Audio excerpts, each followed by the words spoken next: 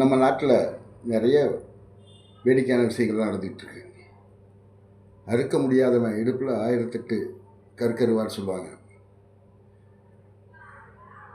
நமக்கு நல்லா தெரியும், இப்போ நவீன அறிவியல் உயர் தொழில்நுட்பம் நம்ம உடலை பற்றிய மனதை பற்றிய புரிதல் எவ்வளவு மோசமாக இருக்குங்கிறத அவங்க நிறைய தடவை அடையாளப்படுத்துட்டாங்க. மீண்டும் மீண்டும் அவங்க பின்னாடியே தான் இந்த வியாபாரிகளோ அரசியல்வாதிகளோ அரசாங்கமும் தெரியுது. கோடிக்கணக்கான மக்கள் வரிப்பணத்தை அவங்களுக்காக செலவு பண்ணுறாங்க.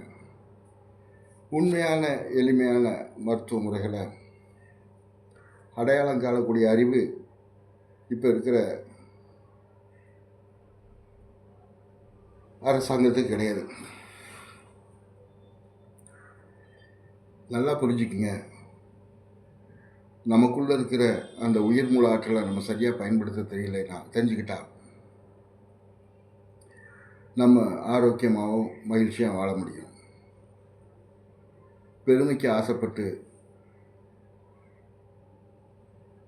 பயாஸ்கோப்பில் மயங்கி போனோம்னா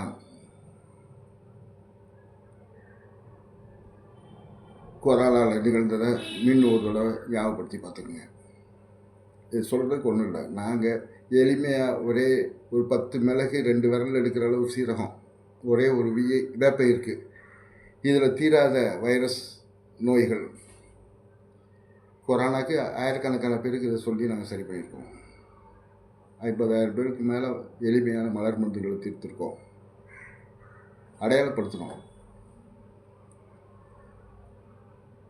பயத்தில் வீட்டுக்கு விட்டு வெளியே வராமல் வேலைக்கு வர பயந்துக்கிட்டு இருந்த சுகாதார பணியாளர்களை அயப்பாக்கம் ஊராட்சியில் ஒரு 4 முறை இந்த மருந்தில் 3 நாளைக்கு ஒரு தடவை கொடுத்தோம்.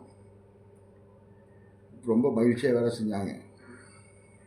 அந்த பகுதி மக்கள்கிட்ட கேட்டு பார்க்கலாம். எளிமையாக எத்தனையோ விஷயங்கள் தீர்வுகள் இருக்குது. நம்ம பெருசாலாம் மருந்து மாத்திரை பக்கம் கூட போக தேவையில்லை. மிளகு சீரகம் கூட தேவையில்லை. உங்களுக்குள்ளே இருக்கிற உயிர் மூல ஆற்றலை பற்றிய புரிதல்,